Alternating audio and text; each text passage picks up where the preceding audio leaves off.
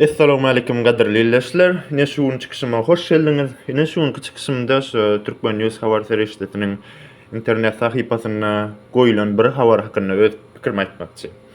Yine şul habaryň aýtmagyna görä, yine şu ekranyňyzda görýän aýal maşgalaňyz, illesimiz Zühre Köçäýewa. Oňsoň Zühre diýilýän illesimiz haçanna şu mart aýyna Türkmenistana baryp öz dokumentlerini täzeletjek bolanny Şonu aeroportda migrasiýa işgarlary saklapdyrlar. Şo emhemäň işgarlary. Ondan soň emhemäň işgarlary şo Zühre Köçäýewden şo ýürüýdi şoňa sora berýärler, dapros etýärler, nämetdiň bunu sabatlap taşar ýurtda da detdiň zat dip. Ondan soň şo daprosdan soň şo emhemäň işgarlary Zühre Köçäýewden sen nara biz bilen ýat ýa-da $10,000 pul ber.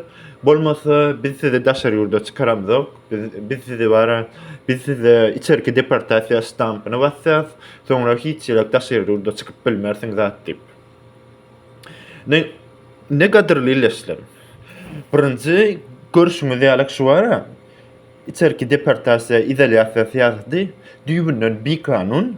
Şunýalyk bir adama içerki deportasiýa diýen kanun basylanyny hiçim bara oňa sebäbim gözlänik, oňa kanun karar da adam gözlänik, olar bara diňe şu öz gol bilen ine men saňa deport bassym, eger aýyrjak bolsaň pul ber diýip şu derejä baran. Birinji. Ikinji, şu görüşüňiz ýaly eger bir adam şu öz hakyky boýunça görüşse belli bir derejede netijelere gazanyp bolýar.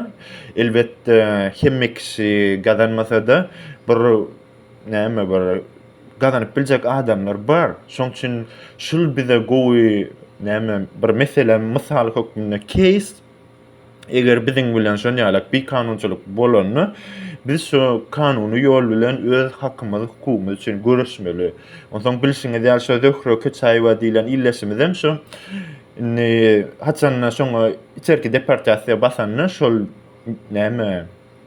şol blogerlere zatlary ýütüpdir, şu daşary ýurtda işleýän habar serişdelerine zatlaryny ýütüp şu öz hakyky üçin görüşdi we netijede bir netije gazanyp bildi.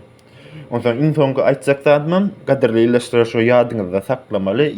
Henize mara bir ören köp adam bir kanun içerki deportasiýa basylyp şu wagt Türkmenistandan daşyna çykyp bilmän otur. Biz olar üçin hem görüşmeli, biz olara da ara şu görüşmäne çağırmaly, haçanna olar görüşende biz şolara gollap bermeli.